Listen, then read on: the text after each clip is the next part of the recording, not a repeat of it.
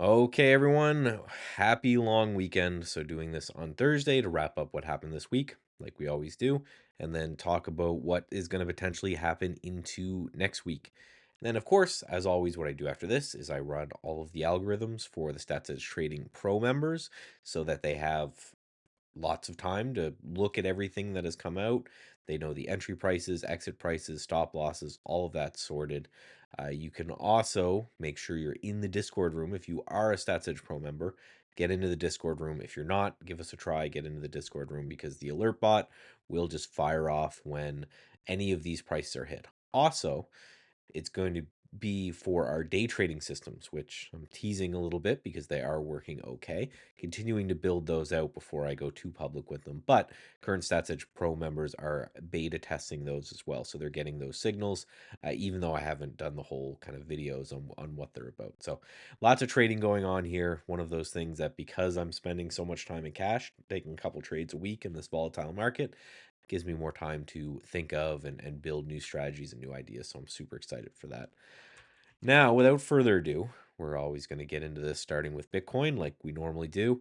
Bitcoin is very interesting to me, right? We came back down, we hit the prior cycle kind of highs right here at 73,000, and ever since then we've been bouncing. We've been holding strong relative to the S&P 500. uh, Broke this downtrend line. Not a big trend line guy, but this one's pretty obvious.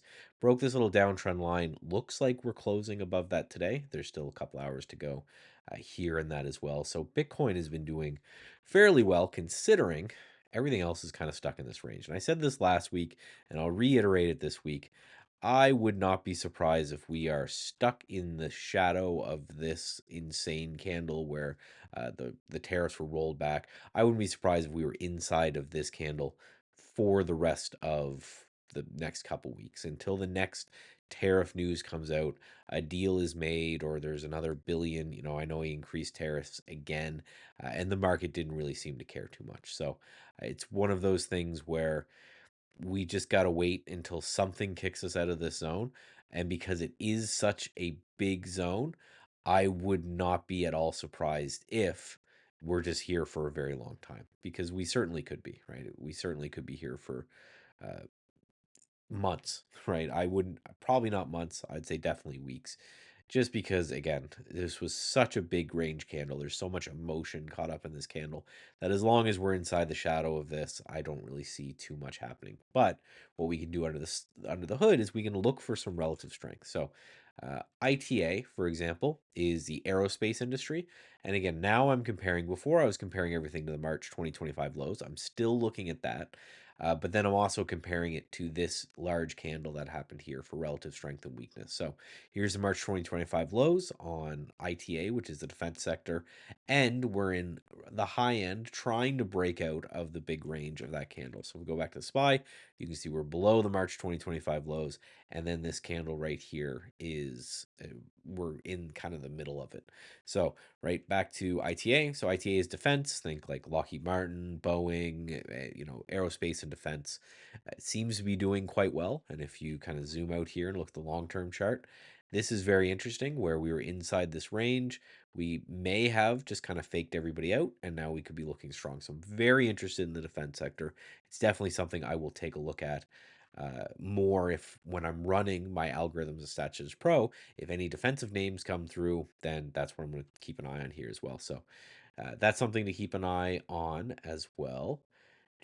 And a couple other names here. So I don't know when I've said this recently, but weed, the weed sector, actually really strong. And even today, right? Nice bounce off the lows from $2 to 250. That's pretty significant. And if you look today, remember today's candle was just an inside day, a doji candle, an absolute nothing happened day, and a nice strong day out here as well. So got to watch this. Again, you can trade your favorite weed company. You can trade this as the sector. Then there's also MSOX, MSOX, which is the 3 times leverage version of it. So if it's a short-term trade, maybe keep an eye on the weed stocks, but really, really good relative strength off of the lows there. Something I think you need to definitely check out. So I'll be going through some of those names.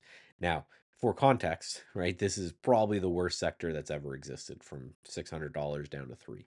For this MSOX, MSOS, it's gonna be bad. Well, so that's how much I've been memeing on it. But yeah, from $50 down to two. So bad, right? This sector has been bad. No one's been making money in this sector for many, many years. Doesn't mean it can't bounce from here to three or four, and that's a pretty good percentage return just from this candle. So again, just watching to see if we get some follow through there on Monday. Uh, Gold, we could just do GC, just look at the futures. So gold just can't seem to give it back, right? So gold ended up selling off in the morning and then bouncing back. So it can't, every time there's any kind of sell off in gold, that seems to be met with buying. So I don't know what to make of this. I know that silver, which I mentioned that I like, never got to that price that I wanted it up here at 30, 31 and a half, 32 yet. But it's starting to grind its way back up there. So I don't expect this to break any time in the next couple weeks, but it's still something I'm going to keep an eye on there on the silver place. And then also ACWX, which is uh, all countries ex US. So this is what the rest of the world is doing. And then if we look at, again, the March 2025 lows right here, we're above those now.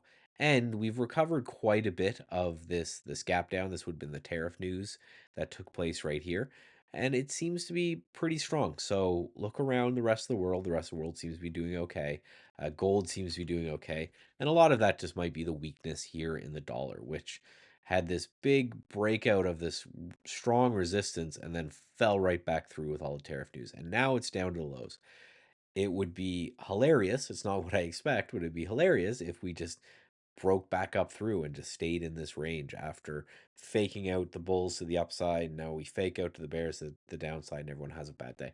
Wouldn't surprise me. I wouldn't expect it, but it certainly wouldn't surprise me there as well. So that's what I'm watching for this week. Again, just a lot of things stuck inside of ranges, spending time trying to find stuff that's actually breaking its range or showing some strength within its range. I think that's a really good use of your time over the long weekend. Again, for me, I'm just waiting for the data to come in. I'll run the systems. Everybody at Stats Trading will know exactly what we're trading going into next week, and we just sit and wait for the alerts to arrive. But just the individual names that I try to take shots on, more ETFs these days. Again, defense, I'm going to look through that sector. Marijuana, I'm going to look through that sector as well. Some very interesting sectors there. And until I see you next time, guys, it is a long weekend. Get away from the screens, get away from Twitter, get away from all the noise. The market will be here waiting for us on Monday.